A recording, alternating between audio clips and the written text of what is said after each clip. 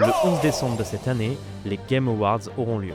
Comme chaque année depuis 12 ans, on élit un GOTY, le jeu de l'année, le meilleur des jeux vidéo. Mais depuis une quinzaine d'années, il y a un genre qui a pris de plus en plus de place, au point que la mécanique phare de ce type de jeu est devenue presque obligatoire dans tous les jeux de l'industrie. Certains studios en ont même fait leur unique genre de production, jusqu'à finalement sombrer. Il y a des notions dans le jeu vidéo qui sont devenues tellement banales qu'on a arrêté de les remettre en question. Super Mario 64 est devenu la valeur étalon du jeu de plateforme en 3D. Street Fighter 2, les bases d'un jeu de combat. Et Wolfenstein 3D, les bases d'un FPS. Tu veux dire tirer sur des nazis? On vient à peine d'obtenir la monétisation, on va essayer de la garder pour cette vidéo, s'il te plaît. Évidemment, depuis, les jeux ont continué d'évoluer et ont établi de nouveaux standards. Skyrim a établi ce que devait être un monde ouvert et est le meilleur jeu de tous les temps. Les Assassin's Creed ont repris et ont fait évoluer la formule de l'open world jusqu'à un ras-le-bol général. Et finalement, Nintendo est arrivé avec Zelda Breath of the Wild, et la suite, vous la connaissez. C'est super intéressant comme exercice. Chercher les jeux qui ont mis un coup de pied dans la fourmilière et ont établi de nouveaux standards. Balatro, par exemple, candidat au jeu de l'année 2024, a établi de nouveaux standards pour les roguelikes. Mais dans notre histoire du jour, il n'y a pas qu'un protagoniste ou une société ayant essoré jusqu'à la moelle ce style de jeu. Mais il y a un nom lié à ce genre que vous connaissez peut-être, un nom qui a fait plus de bruit que tous les autres. David Cage.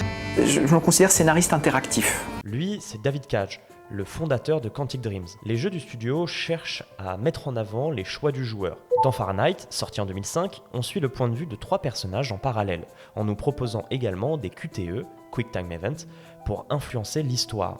Mais si on se foire, le jeu rechargera notre sauvegarde pour dérouler son histoire. C'est ce que Cage cherchera à changer dans son prochain jeu. Êtes-vous prêt à souffrir pour sauver votre fils?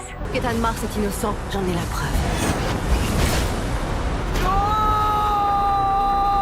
Heavy Rain, sorti en 2010, nous met dans la peau de 4 personnages, chacun enquêtant sur le tueur aux origamis. Le jeu, cette fois, possède énormément de fins différentes grâce à la mort définitive de nos personnages. Si au cours de l'enquête, Ethan, le père de l'enfant enlevé, meurt, le jeu continuera avec 3 personnages, et ainsi de suite.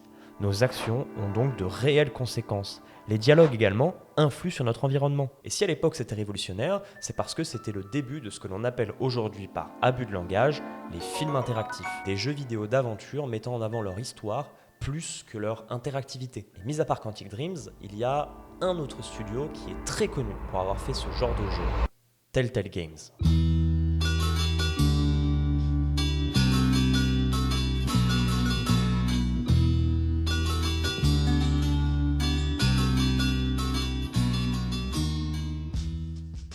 Fondé en 2004, le studio est principalement connu pour ses films interactifs sur des classiques de la pop culture. En vrac, et attachez votre ceinture, Jurassic Park, The Walking Dead, Batman, Minecraft, Game of Thrones, Les Gardiens de la Galaxie, Borderlands et Retour vers le futur.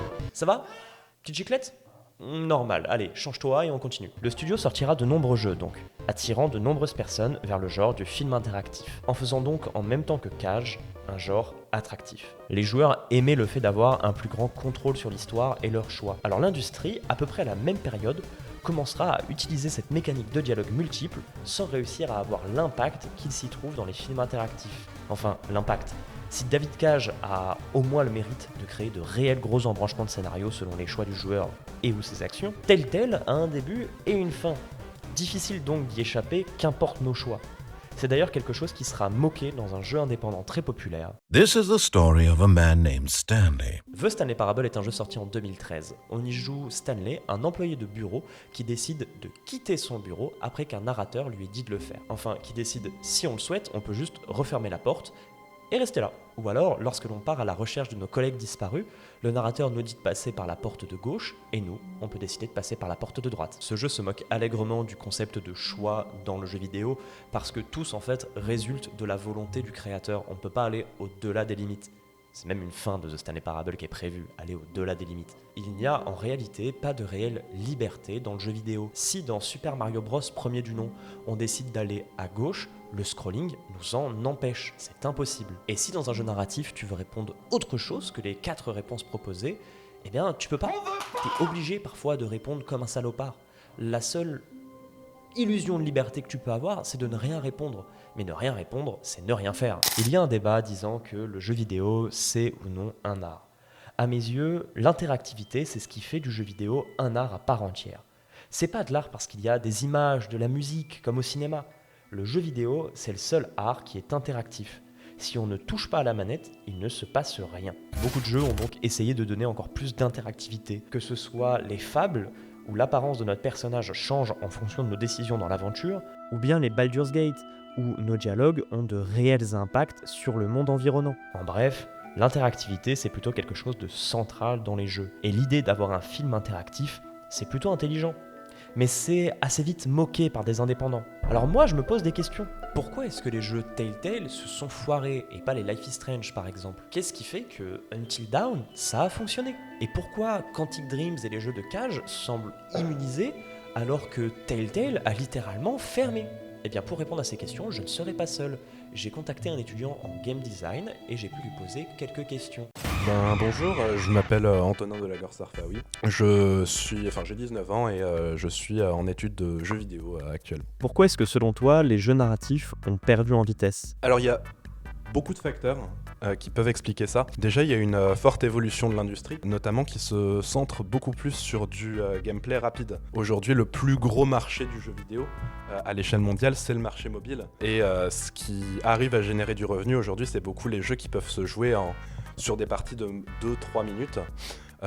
Qui aujourd'hui sont en train de manger une grosse partie et qui sont en train de grandir énormément. Et donc ça provoque beaucoup de changements dans l'industrie. Donc pour se démarquer dans cette industrie-là, ça devient de plus en plus compliqué.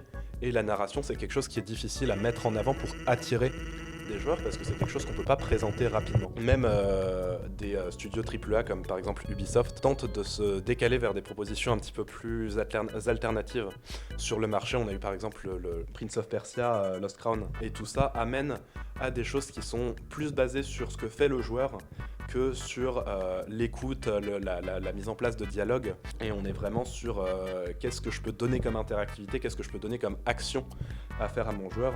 Et la narration a beaucoup de mal à s'intégrer là-dedans. Leur donner des actions concrètes à faire, ça aide à maintenir cette attention-là. Pourquoi les jeux de David Cage, eux, ont continué de fonctionner quand Telltale s'est cassé la gueule ?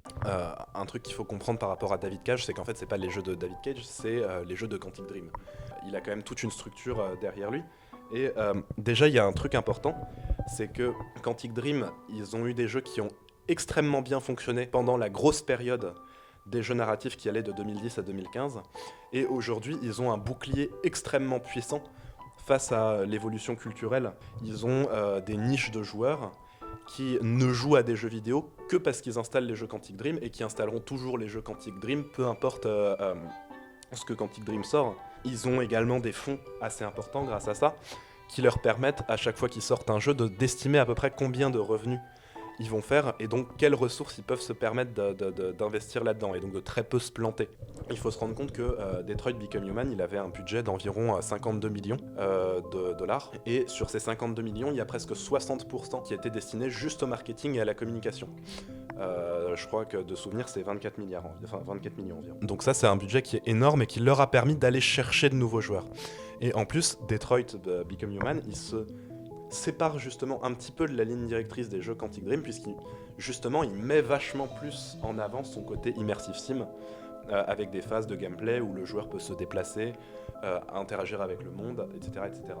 Donc ça leur a permis aussi d'élargir leur public et de se ramener une nouvelle base de joueurs qui va venir s'ajouter derrière à la base des joueurs qui justement vont acheter les jeux Quantic Dream suivants. Là où Telltale ont essayé d'exploiter énormément de licences différentes et quand on regarde alors la DA par exemple de A Wolf Among Us, elle est hyper intéressante, mais elle correspond pas du tout aux standards qu'on attend d'un jeu narratif à l'époque. Donc Telltale, ils ont à la fois essayé d'être assez aventureux sur leur DA, et en même temps d'être très sécurisés, de reprendre énormément de licences déjà existantes, et ça on peut se dire que ça correspondait pas vraiment au public qui consommait des jeux narratifs à cette époque-là, et que ça a potentiellement pu provoquer leur chute. Est-ce qu'on retrouve des éléments de jeu interactifs dans d'autres jeux ? Donc on a tendance à dire effectivement que le côté très narratif, très rigide de jeux comme justement Fahrenheit ou Until Dawn a tendance à disparaître. En vrai, c'est plutôt quelque chose qui s'hybride. Aujourd'hui, il y a très peu de jeux qui n'intègrent pas de la narration, et à l'inverse, tous les jeux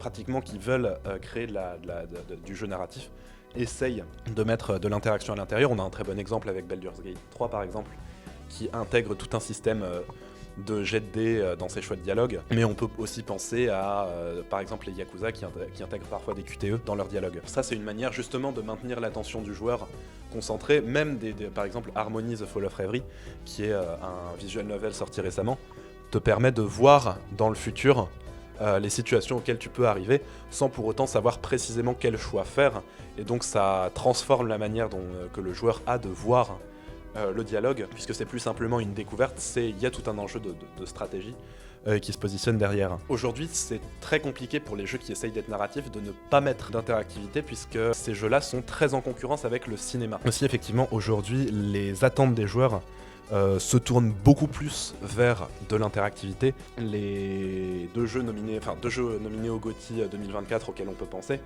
c'est Astrobot et Balatro par exemple, qui mettent énormément au centre de leur gameplay l'interaction. On dit aussi souvent qu'on est dans un second âge d'or du versus fighting, que le roguelite est en train de prendre énormément de place avec des jeux comme aussi Ultra Kill ou Mullet Magic. Donc là-dessus, c'est une vraie demande des joueurs aujourd'hui, une vraie tendance que prend le marché, et donc on peut plus du tout faire ça.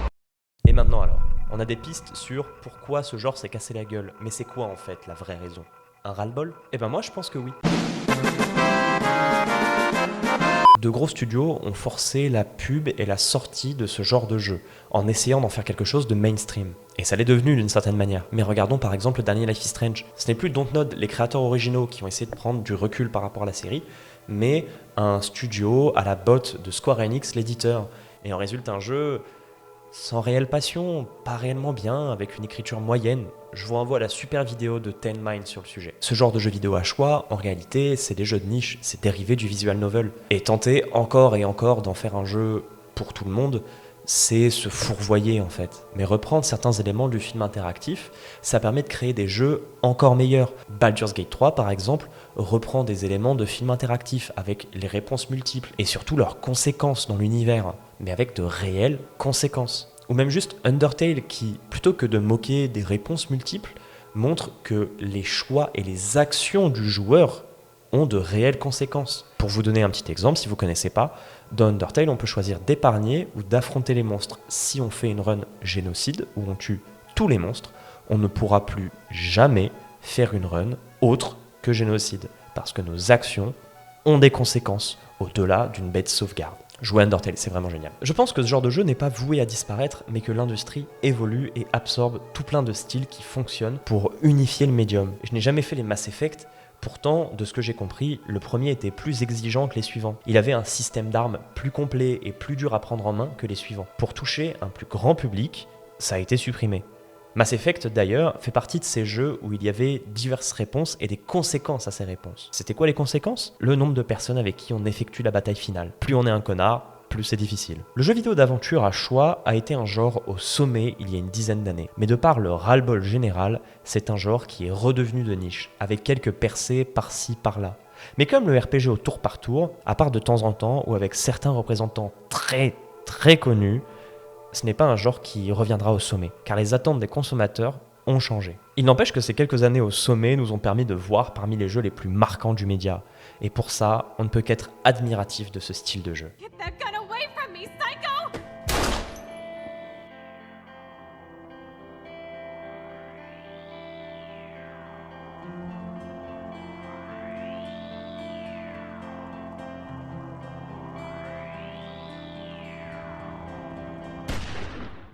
Merci d'avoir regardé cette vidéo, j'ai kiffé la faire, c'était super dur de tourner, oh j'avais pas envie, c'est bizarre.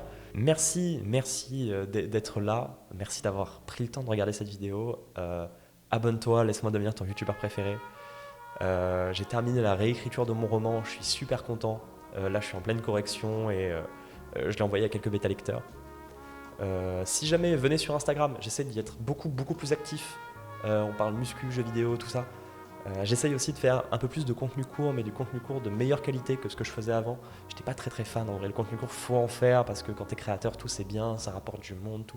Mais voilà, j'essaie de faire quelque chose de plus qualitatif. La prochaine vidéo, à voir sur quoi elle porte. J'ai préparé 2-3 petits trucs, tout. On bosse sur des projets, sur plein de projets, je suis très content. Voilà. Allez, merci d'avoir regardé. Bisous.